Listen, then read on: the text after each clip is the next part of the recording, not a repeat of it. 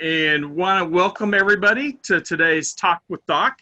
I'm excited to have today's talk. We are going to be talking on navigating choppy waters, finding the right service both for now and after COVID-19. So it's a very good time for us to be talking. I'm honored to have two very dear friends join me today. And both are moms with children with disabilities, and so they're coming with a lot of experience. They are huge disability advocates because they've fought as moms through this. So I want to welcome Georgia and Isleen, and let me just have you guys introduce yourselves. Let everyone know who you are. Isleen, let me have you start. Introduce yourself to everyone. Okay. Well, thank you, Doc, and thank you for the opportunity. My name is Isleen Gimenez Morales, and I am involved in advocacy for individuals with special needs, both on a personal and a professional level. Professionally, I've been involved with reducing barriers to employment and employment outcomes, transition and independent living for adults with disabilities. Personally, I have children in the home who are ages 17, 15, 13, and 10, all of whom have unique needs. So on a personal level, have backfilled all of my advocacy and know-how for navigating choppy waters from the diagnosis at birth all the way to, we're just now doing the transition planning for our oldest from youth into adulthood. I'm also an attorney by training, so I come at this from a legal and legislative lens as well. And I've been involved with SOAR in one capacity or another since, I think 2013, 2014, thereabouts. So happy to be here and happy to help others navigate. Well, thanks for being with us. Georgia. Yeah, so like Isleen, I'm a mom too. I say that I do this, it's my son's fault that I do this work, and it's the very best blessing that has ever occurred in our family's life, to be honest with you. It's a lot of work, but it changed the trajectory of my life entirely. Originally, my background is actually in clothing design. I have a master's degree in clothing design. Did not stay there very long. And ended up in this field when my son was diagnosed with autism at the age of 2. He is 20 years old now, so at this point we're really getting into all the transition topics and things like that. As soon as he was diagnosed, I did get into this work and have stayed here ever since and have gained a couple certifications along the way. The main one really that I think I use the most daily has to do with benefits planning and specialist, answering questions for people and helping them figure out the most expedient, efficient way to apply for those services. And then I just started a new program with my work where I get to do intense navigation with people. So really sticking with them as they're traveling that road and going into all the different facets of support that can be dreamt of and then tackled. So there's a lot of great support right here in our community that doesn't even necessarily have anything to do with disabilities, but they love our kids anyhow, and we just are here to help them figure out how to make the most of those opportunities. So I'm here in Kansas City, and I've been affiliated with SOAR in one shape or another for probably 6 or 7 years. Yep. That sounds about right. So again, grateful to be here, and I'm really looking forward to this conversation. It should be lots of fun. So thank you, Doc. I am too. So thank you both, ladies. And I will also add, it's also my honor that both Isleen and Georgia are on the board of directors for SOAR Special Needs. And they are going to be a big part as SOAR moves forward with advocacy for our families, and a big reason of what we're going to be talking about today. So that kind of leads me into the first question I have for you all today, and that is just what is advocacy? A lot of people hear that word, and we throw that around, but I think there's a lot of misunderstanding exactly what that is. So what is advocacy? What does that mean? Eileen, you start. I'll pick up whatever. Okay. Okay. So it's a very good question, and I think it's an important one to start with as we frame our conversation today. So advocacy is a catch-all phrase. It really has to do with helping, with when somebody helps another person accomplish something. We're talking about disability and navigating services and resources. But I think it's really important to recognize that advocacy in the context of what we're discussing today can include when an individual with a disability, him or herself, is pursuing resources and trying to advocate for themselves and their own needs from a self-determined standpoint. It can also mean when an individual, such as a caregiver, tries to navigate resources on behalf of another person. And advocacy can also take place in the form of groups when we have different either diagnosis specific or legislative or policy specific interests where groups of people who are on a similar outcome for a particular interest area come together and try to have a larger voice together than any of them would have singularly. I don't have much to add to that, to be honest, as far as just straight up advocacy is concerned. Where I get to take my work in a slightly different additional direction really is to impart those skills to the family or the individual or other professionals to really be able to navigate those advocacy opportunities.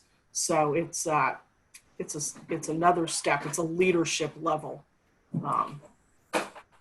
Yeah. Kind of like a train the trainer, or basically empowering another person to go out and get what it is that they need or what they rightfully deserve. Yeah. Creating leadership opportunities for families to share and teach each other as well.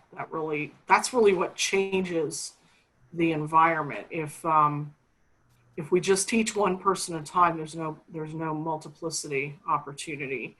And when we teach others to teach others to teach others, et cetera, then it just grows exponentially.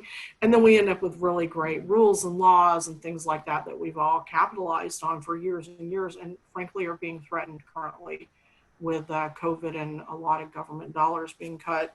So we need to bring attention back to that. Yeah.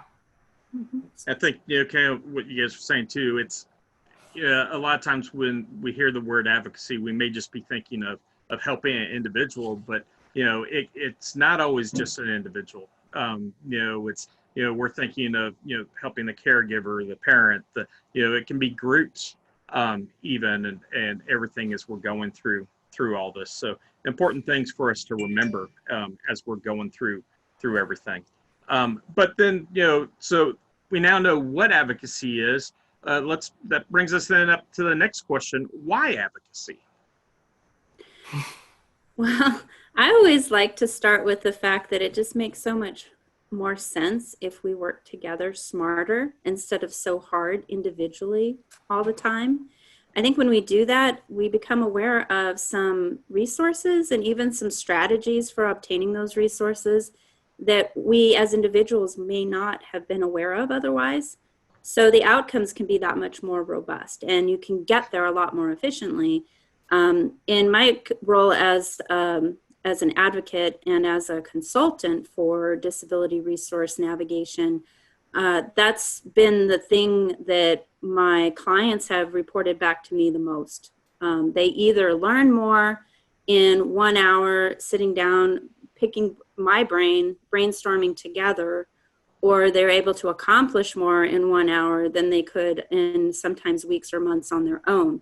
So that's one of the main reasons I jump at the opportunity to advocate on different levels as much as I possibly can. Yeah, I would say that really is it. And having the chance, thankfully, to be involved in quite a few other leadership projects that did not emanate directly out of my organization, I've gotten the chance to work together with groups of people to get things changed. For example, probably, gosh, I think it was about 2010, we really started talking about health insurance and autism legislation, and realizing that we knew there really was no protection for our kids. There was no support for them. And the movement that the families across the state of Missouri, and then eventually the whole country, the movement was phenomenal. And now we have just an existing set of laws that is pretty darn stable and pretty consistent across the country.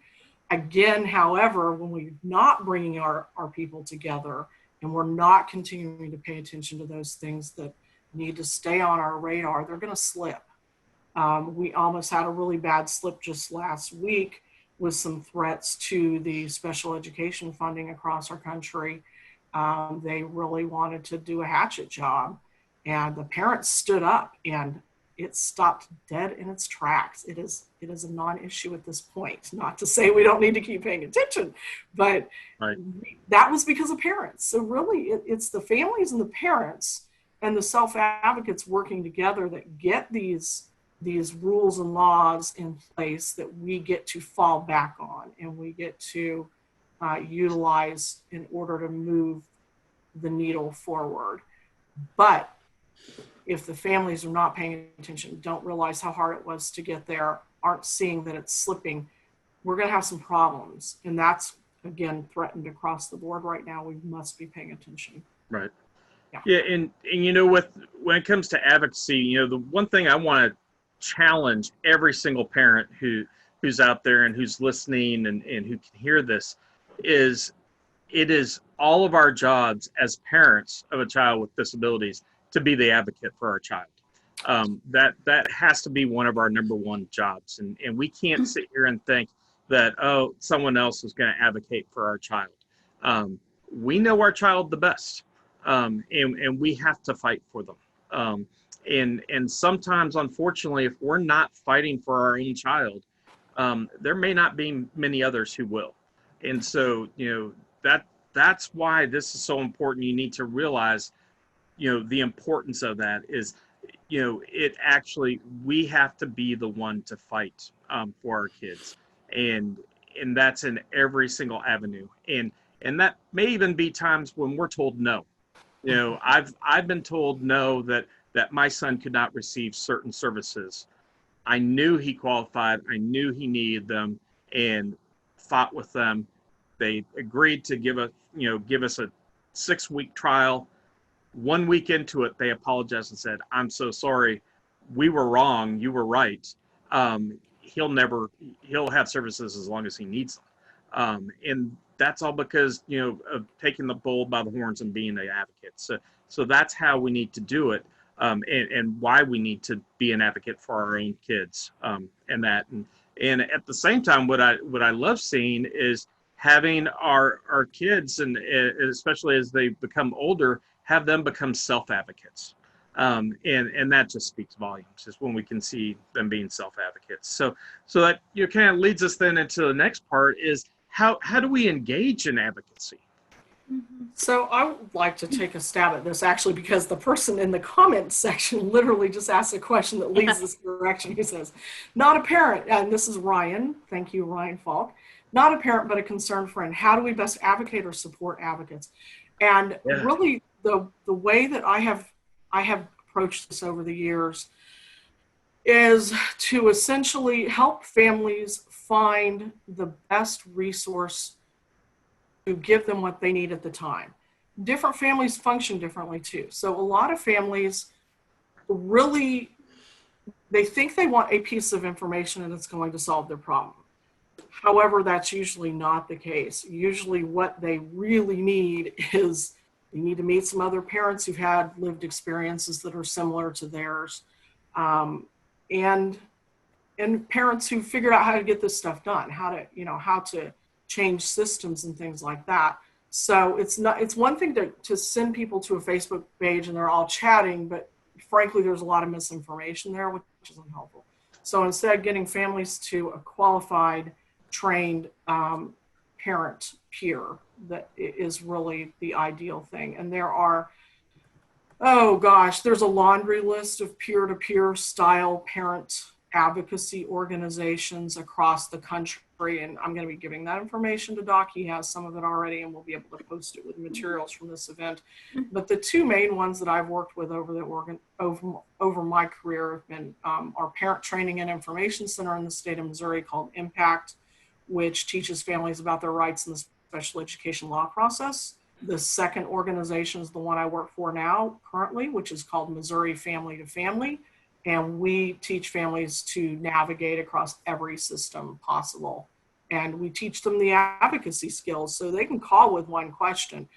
They're going to leave with a roadmap, which really not necessarily to overload people, but to give them a more broad perspective, a macro perspective, and to teach them how to function inside of each of those entities that they're really needing to tap into. And to add to that, I think it's really important. One of the first things that we all can be doing, whether we are wearing an advocate hat or not, is anytime as an individual with a disability or as someone who is maybe a service provider to an individual who has a disability or a caregiver to a disabled person, is to help that individual be empowered to speak for themselves. And an example that I like to share is one of my children with disabilities also has some medical complexities. And every time we go to the doctor, from the time she was old enough to talk, she wanted to know, am I going to hurt this time? Meaning, am I going to get my blood drawn? Am I going to get shots? Is there going to be pain for me? I looked at her and I said, sweetie, this is your appointment. You need to ask the doctor or ask the nurse. And of course I had to help her, but it's basic things like that to help the individual recognize that they do have a voice. And as is the case with all four of my children with unique needs, they can do this and they can become their own strongest voice, and nobody really understands and knows what they need better than themselves, but they need a little more practice. And that practice can really come from the urging and encouragement and the know-how and the teaching of the advocates who wrap around these individuals, from the caregivers and even service providers. There's no reason why an occupational therapist or maybe some other educator who comes into contact with an individual can't also have that mindset and impart that on behalf of the individuals with disabilities so that they can become self-determined and empowered to have that voice, because this is something that doesn't come naturally for everybody. So that's one thing that in response to the chat comment from Ryan, that's one of the best ways we can all support advocates. And in that term advocates, I'm including especially individuals with disabilities themselves. I think another way that's really important is that whatever lens you're viewing this issue with, whether you're an individual or you're a caregiver, you're a provider, is that you learn what the language and the buzzwords are around the specific issue that you're trying to solve. And maybe you need to tap into some specialists as resources or do some homework on the internet. But it's really important that you understand the language surrounding what it is that you're fighting for. But, you know, some of these topical areas, we're all familiar with them. Everything from diagnosis to early intervention, education, independent living, transportation, transition, not just from youth to adulthood, but adults into aging adults, spiritual needs and resources, and then of course the medical, legal, and financial realm of things. So these are all things that we can be doing to become relevant in this space and to help one another, help ourselves. We need to understand what the language is. I know before this conversation went live today, we both agreed, George and I both did, to hold ourselves out as a resource to individuals who might be on this call who are like, okay, I need some help getting started with what the right language is around the topical area of need for the advocacy that I'm pursuing, we're here to help, and SOAR is here for that. SOAR has a myriad of resources, but one of the main wraparound resources that it offers is advocacy. So you can access help from SOAR, which will likely land in Georgia or myself's desk, to reach out and pick our brains and brainstorm about where you might be stuck. But this is a very important way of how each of us, regardless of our walk, can engage in the activity that's known as advocacy. Yeah. Amen to all of that. Kind of piggybacking on some of that, we got another comment and question from one of our attendees. Says, not having this problem now, but in the past at 2 different churches, how do you advocate for your child without becoming that family known as troublemakers because their child is not being allowed to participate? I know parents might need some guidance in this area. And, I can speak into it, but, I'll see if you guys have suggestions. I know every family has this come up as they try to go to places of worship, especially if they're going to a church that doesn't have a disability ministry in place or doesn't really know what to do. And it can be fearful. So first thing I'm going to say, if you're at a church that doesn't know what to do, please have them contact me and contact SOAR, and we will bend over backwards to help them and walk through them and getting the ministry started and just walk alongside and knowing what to do. And it doesn't take a lot. You don't have to do huge. It's just meeting the needs of those people that you already have in your church. But, I know both of you have dealt with some of these issues. How have you worked through that? Yeah. So we did. In fact, we were at 2 different churches before we finally found our way to where SOAR resided most recently at Grace Church. And so the first church we went to was a very large church. They really wanted to do special needs ministry. And initially they were clueless, but they're like, well, we'll try to figure something out. And ironically, one of the congregation members heard our concerns. It turned out he was the parent of an adult son who has autism. And he said, rather than waiting for them to figure out what to do, I'm going to care for your kiddo while you're in church now. I'm going to do it now. He said, we stay all morning for all the services anyhow. My son is an adult now and he volunteers over there. I will watch your son because I want you guys to be able to go to church. And his example, his walking example, became the first ideation of special needs ministry at that church. And the staff said, oops, wait, we can do this. We're not trying hard enough.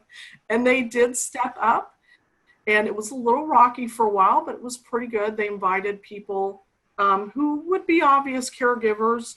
At one point, though, we did reach a point where he was still older than all the other people that needed this type of support. And so it ended up being a segregated setting. And that's exactly what we were not interested in. So we got an offer to go to another church. They actually were brand new and had nothing. But we made our way through that because they also had a format there called house church. So we ended up becoming part of a house church, and my son would go with us to house church sessions where the siblings of the other kids were helpful and ready to support us there. And that was really positive, and they were very open-minded. He did not go to regular service with us, but that was okay because we still had that need fulfilled. Unfortunately, that church did close. And at that point, I started looking for something else and checked out 2 or 3 locations. And the first one didn't want anybody that was over the 3rd grade, I think it was. And I was like, no, he's already 14. That's not going to work. And honestly, I was reluctant to go to what I looked at as a mega church, with Grace being huge. But I said, we've been to the R&Rs. It felt genuine. Something was right. And I said, I just jumped in. This is where we're supposed to try it. And we stayed, and we've been there ever since. So I think really it's exposing your organization to the possibilities. Invite them to hop on Doc's weekly or bi-weekly events on the network, the Special Needs Network, which I'm sure he can tell you about. Meet those other churches that have done it right and see why it worked. And you know what? It can just start with one person. It can just start with one person.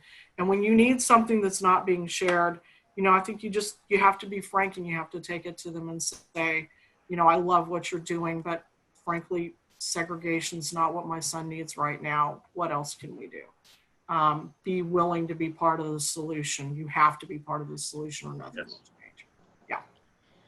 Yeah, I agree wholeheartedly with all that's been said. Have also encountered this in my own journey.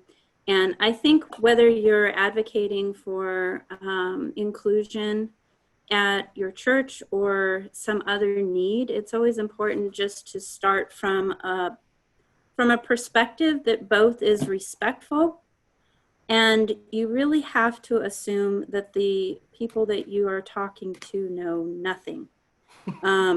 And I know that by in and of itself sounds a little disrespectful, but when I say that is that you know your child the best, so trust your gut. And whatever you're trying to relay to the service provider, you have to understand that no matter how many children they've experienced before, they've not experienced your child, so they know nothing.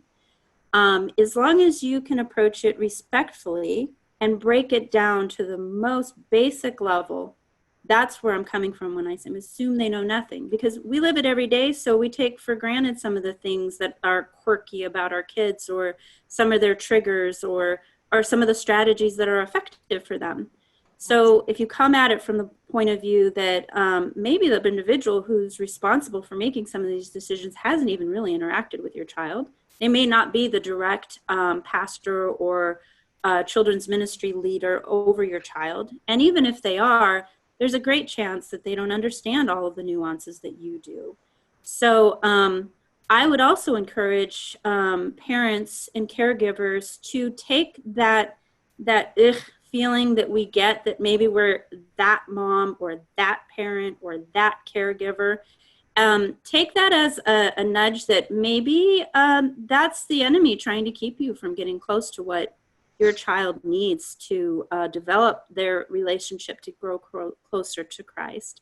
As long as your focus is on educating the provider about the needs of your child respectfully, and you are coming to the table with a willingness yourself to be flexible and creative, and you remember that some of the very solutions that your child needs are going to help everybody in the class, are going to help everybody in the church or youth program, I think then you will be approaching this with a positive outlook, and positive results can come as a result of it. Now, if it's not well received, or if you're receiving a lot of excuses, I think in my personal journey, those were red flags for me, that maybe I'm just not in a place that's willing to work with me and my family. And that does happen. And while it's easy to say, point them in the direction of the ministry resources that SOAR has to offer, if you're working with an unwilling or uninterested party, it's going to be really hard, and good luck getting them to take the initiative to reach out. But you can reach out to SOAR Ministries, and you can learn everything you can about what is available. And you can discover that it's not really that big of a leap between what it takes to accommodate a mainstream child compared to one who has unique needs. It's not rocket science. It doesn't take a lot of money. It doesn't take a lot of time. But you can take some of the guesswork out of it for yourself, so that you are fully knowledgeable and prepared to respond when you get some negative pushback. And then trust your gut in after you've tried all those things. If you're still resigned to the fact that, I just don't feel, and you're praying on it, and you're not really receiving any indication otherwise, then it may be helpful to speak with other families, go reach out to SOAR Ministry, pose the question, Perhaps SOAR can help you find a church that has been effective for other families with unique needs as well. And recognize too that not all special needs churches are going to be a good fit for every special needs family. We are as unique, and our needs are as unique as we are individuals. So there isn't a one size fits all for it either, but you're not alone. SOAR is here to help you. And like I said, trust your gut. Don't let the enemy tear you down, convince you that you're being that advocate or that parent or caregiver. But do it with respect and come armed with as much information and knowledge as you need to about educating them on the unique needs of your child and what are the specific triggers for your child and the responses to those triggers that you'd recommend within the setting that's already there. That's going to take a lot of guesswork out of it, take the pressure off of them, and it should be a very healthy conversation. If it's not, then maybe you're dealing with a solution that isn't a good fit. Right. Absolutely agree. And the only thing I'd add is what I've learned a lot of the times that churches the reason churches are not doing disability ministry or anything like that is honestly just because of a lack of understanding, a lack of knowledge. I say it frequently that autism, for instance, has become the A word in church because they're fearful of it. They don't understand it. And so if you don't understand something, you don't know how to deal with it. The reason why every single church in America pretty much has a care ministry that ministers to those in the hospital, the elderly, benevolence and all that, is every single pastor has a parent who is aging, has a relative who's been in a hospital or they have, and so they've got personal experience with that. Very few pastors have personal experience to a family member with an individual with disabilities. So they don't understand how to relate and how to do that. And that's where you can contact us with SOAR, and we can help and help educate them and help level that playing field. At the same time, bottom line, it's biblical to have a disability ministry in a church. It's actually commanded by God. Luke 14 is one of my favorite. It shows it, and it's the great banquet feast where Jesus, tells them to, and the banquet's representative of the church, and tells them not once, but twice to go into the street and bring in the lame, bring in the blind, and have them have a seat of honor at the table. Why? Because the church needs those with disabilities just as much as those with disabilities need the church. It goes hand in hand. And we've got to remember that. We can't allow that whole fear to be entering in. And what I say all the time, when Jesus was here on earth, 75% of his miracles were done with those with disabilities. He healed the blind. He healed the lame. So Jesus really was the very first special needs pastor. So what I say when I talk to these pastors is, well, do you really want to do what Jesus did? Do you want to follow God? And if you do, that means having a disability ministry. Let us help you. It's not that scary. And then they start realizing and processing through. And when you realize there's not a lot of cost to it or anything else, it brings a lot of hope. And absolutely, there's no question that when you understand something and that happens through education, that brings the whole acceptance. And as one of our attendees said, the acceptance brings love, and I can't say that any better. And they all go hand in hand. So that brings us then into our next question: is what does effective advocacy look like? So throw that out, and now we can actually start getting into services and what does that look like? So effective advocacy, from my experience, has been, again, it's that knowledge, like Isleen was saying before. If you have a clear understanding of what the possibilities are and what the needs are, you are now having a level conversation with people. When you don't know the answer to some of those questions enough to at least promote a competent conversation, you're already at a disadvantage. So one of the main things I recommend people do is research the system that they're looking to seek help from. So for example, if you've been told, gee, you could get personal care assistance for your son or daughter after school which might extend your opportunity to work. Well, if I don't understand what personal care assistance is, where it comes from, how does it get paid for, who pays for it? If I don't understand those things, I'm not going to have a very quality conversation in order to be able to get those services.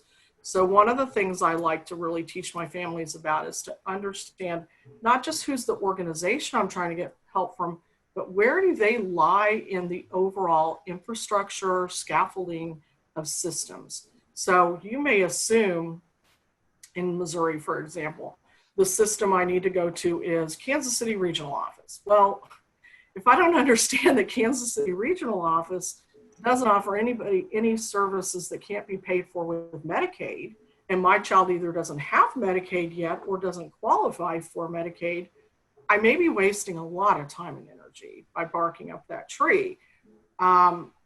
Also, okay, so if they take Medicaid for payment that they send out to their contractors, well, they have a set of obligations and laws they have to follow under Medicaid funding rules, which means if something goes wrong, if your child is discriminated against, if something is offered but not able to be provided, you have recourse inside of those systems because they have obligations for having taken that money.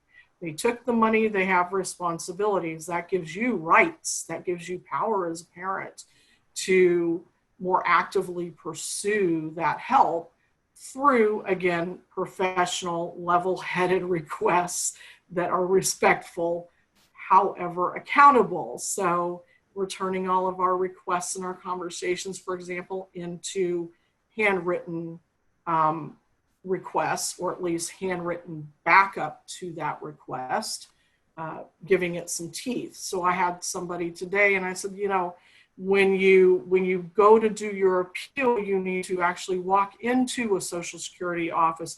You need to get that little slip of paper that gives you a entry, you know, your customer number, so-and-so, because it's time, date stamped. You need to have the person at the window make a photocopy of what you're giving them.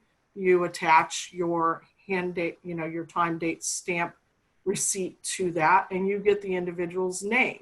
You might even write on the back of the document what they were wearing and what the weather was like that day. So if somebody ever questions whether or not you're there, you have proof you were there. But being able to understand the function of reverse accountability is crucial in advocating for your kids. Having at least enough of a clue about a system or a service before you walk in to ask for it gives you the leverage to have a quality conversation. And if you don't know, but you're in a position to have the conversation on the fly, at least just turn the whole thing into a fact-finding mission rather than a session of demanding anything. Anytime you're not sure where you stand, if you can shift the entire conversation to fact-finding and not asking for commitments at that point, you are going to come out ahead. Because then you can go back and regroup and now go back and ask for specific commitments and specific services. And sad to say, if you're asking for formal services, Medicaid is really necessary. And there are several ways to get it. Not all of them require that you remain impoverished until your child turns 18, although if it's easier that way, but there are other ways as well. And those are things that Isleen and I are both skilled in navigating in each of our respective states. I mean, I would say we can both do it in any state because it's really the same set of rules. I do most of my work in Missouri because that's where my job is located. And Isleen lives in Kansas, so that's probably where she's most familiar, although we can both do it in any state. So, and I won't get into those details here because they are so individualized, but I'm happy to have that conversation individually with anybody that contacts me. So, yeah, that's very important. And to reiterate a little bit about what you just said, Georgia, the mechanisms for services, regardless of what the issue is that's keeping the individual with a disability or their caregiver up at night, the mechanics of achieving the outcome that's necessary are very similar from one state to another. They might be called something different. They may be housed in a different agency or a different type of private service provider. The language may be slightly different, but it's substantially the same. I worked for over a dozen years for a national nonprofit that did employment for people with disabilities. And so that's where I gathered my coast to coast view.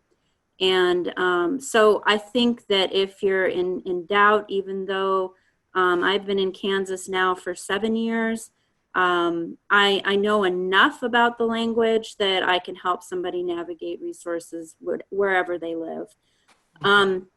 I wanted to shift or by way of adding some additional focus to how do you know you're receiving effective advocacy or that you're leading in an effective way advocacy. And some of those tenets are pretty obvious, but we won't leave to chance that they go without being said or emphasized here.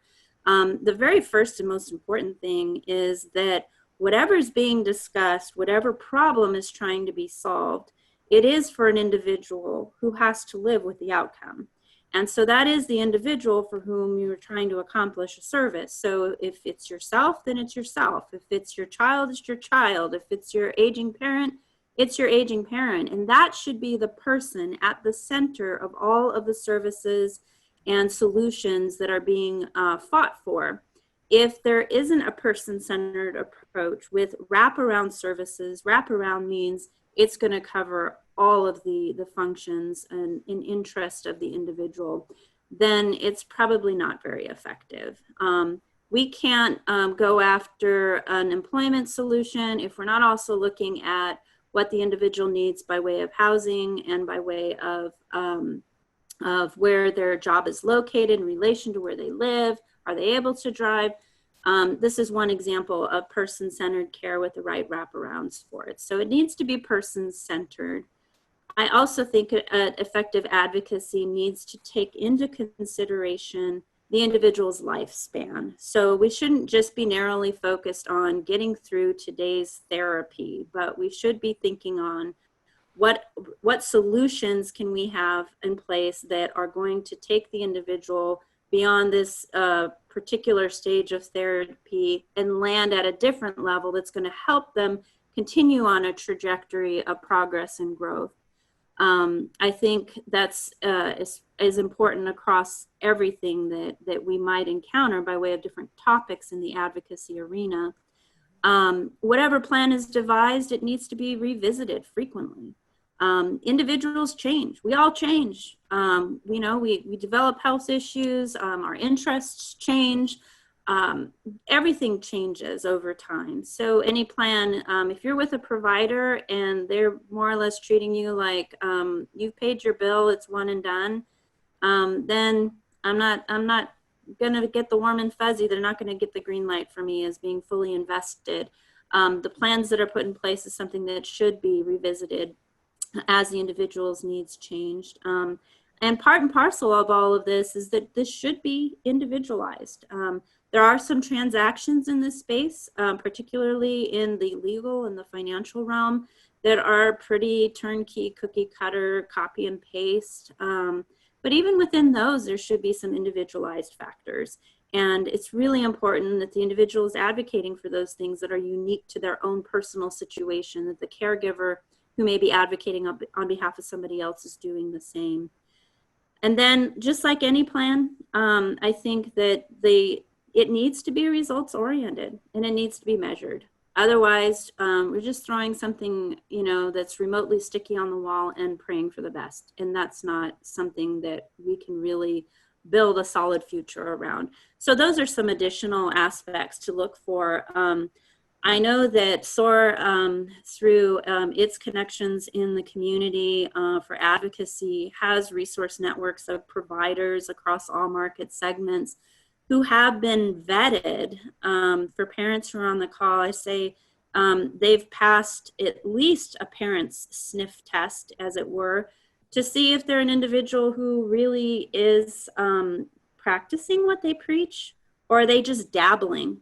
And if you come prepared, like Georgia had spent a lot of time explaining before, when you're prepared for the meeting and you're essentially interviewing somebody to do a job or to help you connect with resources or to get benefits, you can ask questions and find out pretty quickly if this is someone who's just holding themselves out as being a specialist in this area, or maybe they've done some help for individuals with disabilities once in a blue moon in their entire time of being a service provider in a particular market segment.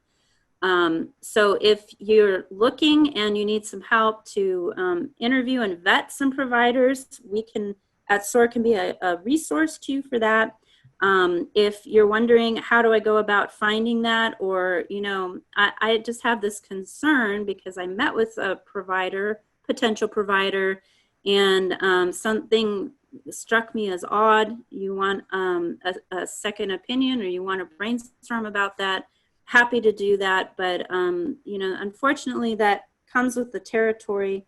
A lot of people are in business, they have to pay their bills, but they will say what they need to say to convince you to come through the door, and they may or may not truly be a specialist. So that's important as you're navigating who your service provider might be. But once you've landed on one you're comfortable with, the person-centered, individualized piece that's focused on the lifespan for longevity, with a plan that can be revisited frequently and is both results oriented and measurable, is very important.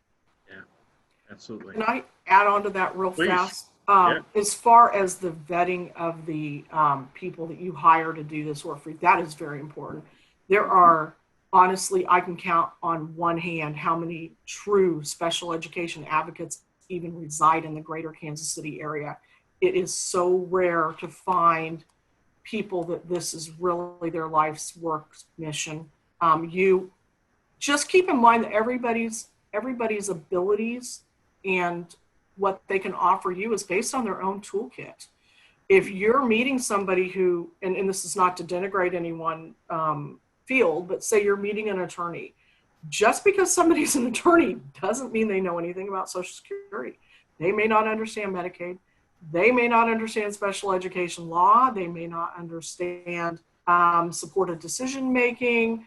It does, just because somebody has a certain profession does not mean that they are going to be able to address every issue that's going to come across them in that profession.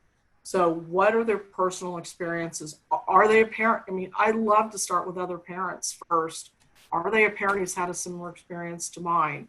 And if not, do they know somebody in the field that they feel like got it with them, you know? And it's not an automatic by any stretch. So you really do. Discernment is helpful. And if you're not the one with the discernment, then ask somebody else to give you a second opinion. We're happy to do that. Please. Right. Absolutely. So kind of bringing everything kind of full circle, why don't you ladies both help share with everyone how SOAR is going to be delivering advocacy for our families, for churches, for other individuals? Well, I'm very excited to say that, you know, SOAR is really emerging as a go-to resource for all things related to special needs and disability. We really have, and as an organization, have strived to make sure that we have not left out any important topic area. And advocacy happens to be one that just permeates everything that we're trying to do to support our families. So we have some things that are under development. We have things that are available now. And we actually have some ideas for the participants on the call, regardless of whether you're an individual, you're a caregiver, or you're a service provider, about ways you can get involved. So under development, we have a team of motivated people who are interested in being trained to coach and support others in the process of learning and learning the art of navigation and advocacy. So that is something that we're very excited to launch here in the near future. We have a section under development on our website where in the future you'll be able to access a resource network of advocate providers across all different market segments. It's going to begin in the nucleus where we exist geographically, but it's going to expand to include resources throughout the United States and eventually internationally. As also on the website, we will begin to house information, not just things like these webinars, but also articles and what's a good planning module. So you're going to an IEP education planning meeting, you know, what are some sample goals? What does the framework look like for that? So you can download that and take it with you. And other topics, educational articles and of other topics of relevance. Right now we have experienced coaches that you're talking to 2 of them today. And we also have advocates through the resource network that I talked about, and benefits and disability rights specialists across the board who are available on a consultative basis. So the way you can access that is just going through the SOAR website, and then from there, one of the advocates will be put in touch with you and help you navigate whatever it is that you are facing right now. The things that you can do to get involved, contact us. If you're not sure, you're maybe not now, but maybe in a couple weeks, a couple months, a couple years, you're tackling something you're just not sure about, get online and reach out to SOAR. Maybe we can help you with that. I would encourage you to start with us first, because if we don't know the exact answer, we can probably help you drill down to it pretty quickly. We also are looking for parents and providers and individuals with disabilities all to help us populate information for sharing in the resource library. So maybe you have some good go-to resources. We're going to be publishing at the conclusion of this meeting some resources at a national level, and then you may have some things in your backyard that have worked well for you. Maybe it's not an organization that you go to. Maybe it's another tool or module that you use in some of your planning for the individual that you care for, or for service providers in your service delivery that you'd like to share. And then, of course, we're always looking for referrals for quality vetted providers to add to the provider directory. It would be really nice if someday, whether you live in Alaska or you live in New York City, you can go to the resource network at SOAR and drill down to a specialist in benefits planning, or a specialist in education advocacy, or someone who can really help you tackle the issue of transportation and independent living, or even aging issues for individuals or loved ones that you serve. So those are some of the exciting things that we have going, or at least that are on the horizon. And Georgia, I don't know if I left something out, but we're both on fire. Really. We're all on fire about this. So. I want to expand a little bit on one item, and this is a huge hot button for me, is we are looking for volunteers. Who are you? What are you into? What motivates you? And why? We have some volunteers that would be amazing prayer partners, and we need to know you, because a lot of our families need that so bad. And maybe they're coming to us from a secular environment, and they really need more than just the nuts and bolts that we'd like to give them. So prayer partners are crucially important. People who are willing to listen to other people's stories, whether they feel like they have the nuts and bolts to give them answers or not. We don't really care. That's okay. Just the listening shoulder is a service unto itself, and it's so valuable.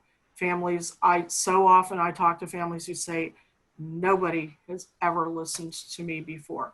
My kid's 20 some odd years old, and I have never had a conversation like this with anybody.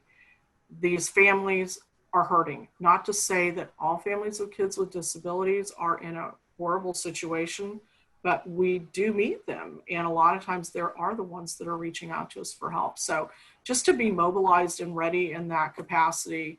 Other volunteerism, I'm just going to be super honest. I am extremely practical, nuts and bolts type of person. I can listen and be the shoulder for about 15 minutes. And then I'm like, we have to do something or I can't move forward. And it's just my personality type. So know your personality type, volunteer for what's good for you. And that's all good. But so volunteers that want to get into the nuts and bolts, who's out there that loves to dissect a system and, you know, rip some apart and put it back together and figure out why it was broken? I need to meet you. You are the people that we need to meet. We need to teach you this art and technique of navigation, which frankly has been dying over the last couple of years. I meet fewer and fewer people who have that mindset these days. And with all this COVID stuff and everything and the threats to our funding and finances, we need those brains more than ever at this point. So if you are that person, please reach out and let Doc know, and he will get that information to myself or Isleen, whoever you ought to train with. I'm actually literally looking for volunteer apprentices right now to learn the art of navigation in Missouri, and that is specifically the extreme nuts and bolts that we're talking about today, but we haven't really gotten to delve into yet. So volunteers, come forward, whatever your art, skill, talent, passion is, there is a place for you here. Absolutely. Thank you. And I'm curious too, Doc might be a good time to share the support groups and other activities by way of conference and things like that are coming up too as we conclude. Yeah, absolutely. We are, COVID's hitting everyone and it's making everyone change the way we do things. But SOAR, we are more busy now than we have been before, and we are not stepping down. We are not slowing down. We may have had to have canceled a couple of events, but we are moving forward full steam ahead, and we are actively looking to see how we might be able to launch a family support group. And I'm not sure yet how often that'll be, but it'll be a online support group where we can assist families and again help be an advocate there for you. We're looking at creating online virtual respite nights where we'll be able to bring respite into your home as a family, and I know it's not going to be just like our regular R&Rs, but we need to do something to help give families a break. And then as things lighten up here later with restrictions, we may be able to bring a respite to your home, where we might be able to have volunteers come into the home instead of everyone all at one location, because we still are going to be having to practice social distancing. Our Wonderfully Made conference in October, we just announced, is now going to be 100% online. And so I'm excited with that. We're going to have a lot of great opportunities, a lot of great information for families, for ministry leaders. It'll be October the 19th through the 23rd. We're now accepting speaker applications for that. For information there, you can go to wonderfullymadekc.com. That's wonderfullymadekc.com. And you can get the speaker proposals. And as we get more information, we'll be putting it up there. We're planning on doing a summer camp this summer, but probably going to be having it be different. It may be a virtual camp. We're working on that right now, trying to see how we can best do everything. But we're not slowing down. We're going to continue with our Talk with Docs here as well, and just moving forward on everything. I'm also looking, probably in the next couple of weeks, I'm going to host a SOAR town hall for our families, where just want to hear from our families and see what the needs are. And again, any church leader, I encourage you to talk to your families. We're actually in the process of calling every single one of our families to just check in on them and see how they're doing. So there's a lot of great things we're doing. But real quick, before we close, I know we're just coming up on an hour. There's one comment on our Facebook Live. One of the people said it's a very scary time for them to go from a full 8-hour day of school services to all the disarray of being a full-time healthcare worker and required to still work full-time, but still trying to continue my child's learning has me 100% stressed.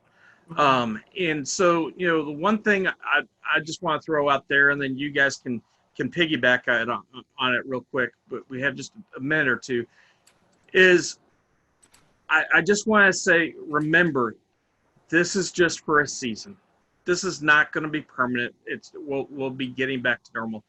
I totally understand the stress. I'm stressed too, trying to do education for my child and concerned about that. But here's the bottom line: most of us are not teachers.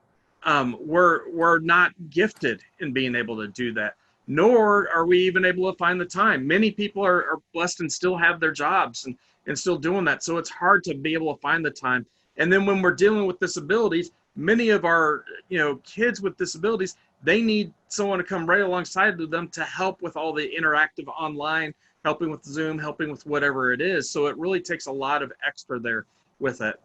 What I think we all need to accept as parents right now, and I know it's not anything we want, but we need to be willing to know, hey, I can't do this perfectly. I can't do it as well as what school is, but we'll eventually get back to school, and the teachers will get them back up to where they're supposed to be.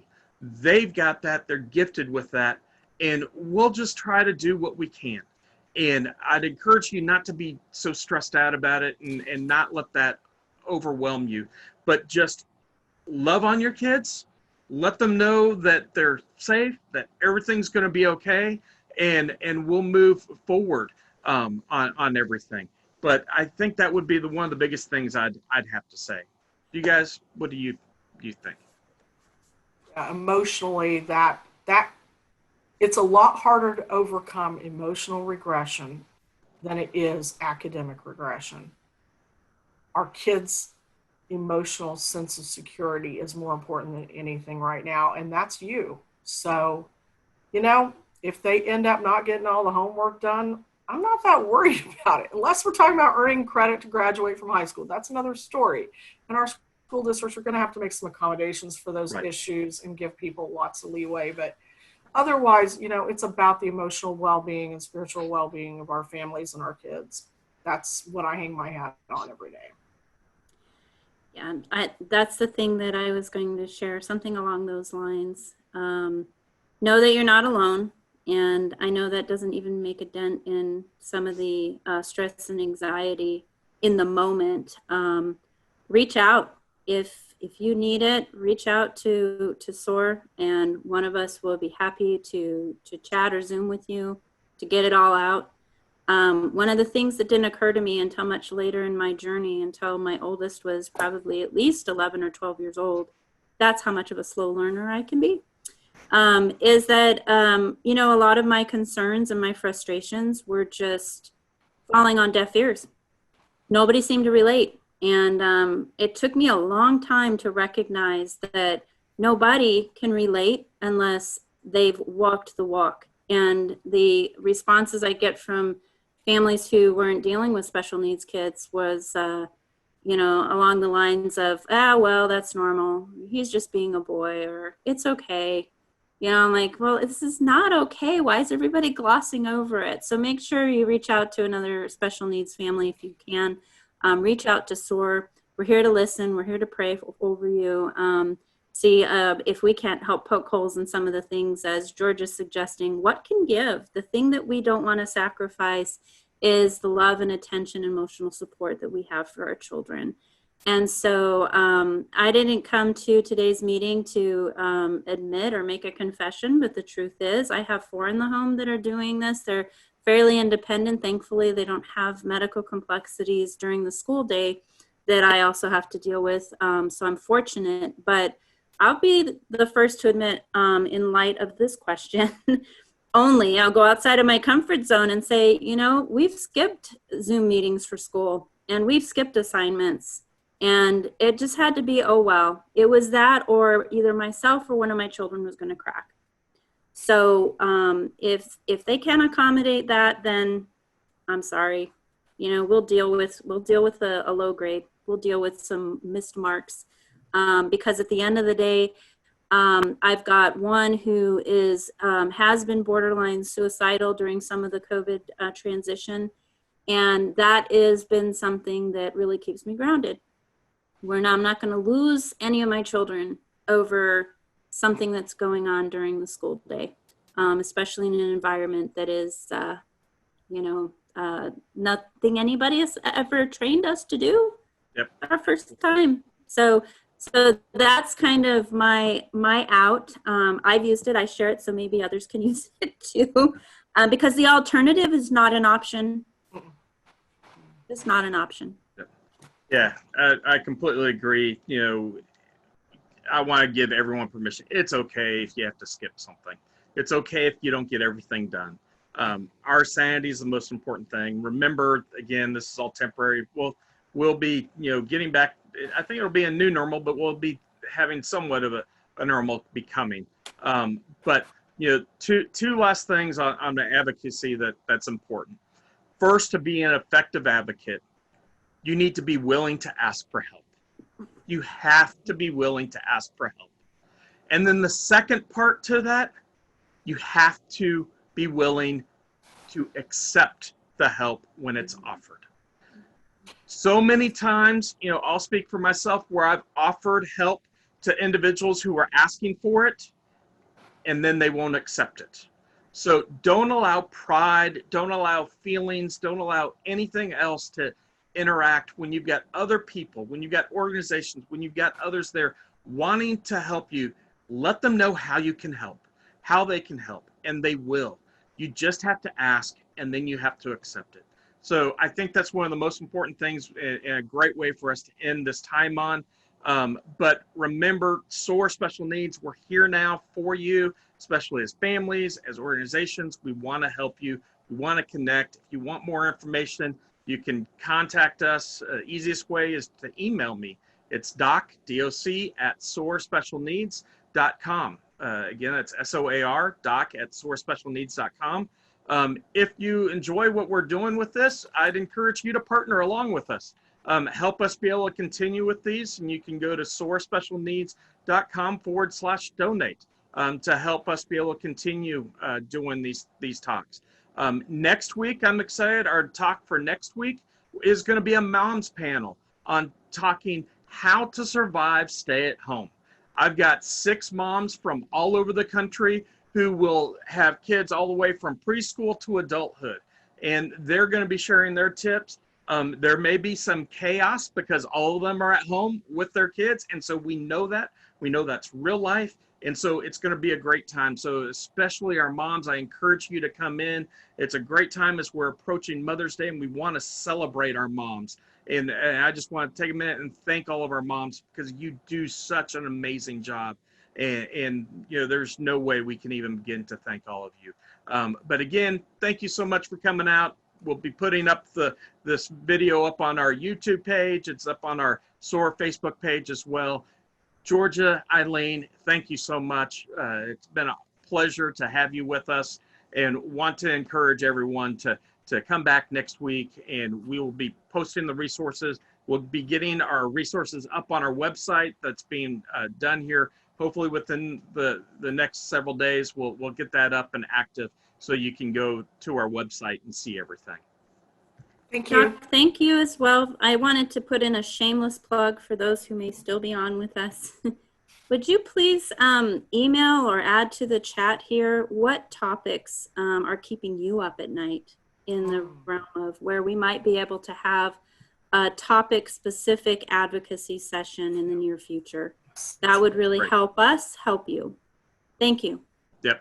And you can also be putting those on our Facebook page. So, place those there. Let us know the topics that you all would like. But everyone, we thank you all so much for coming out. Apologize we went over, but a lot of good information today.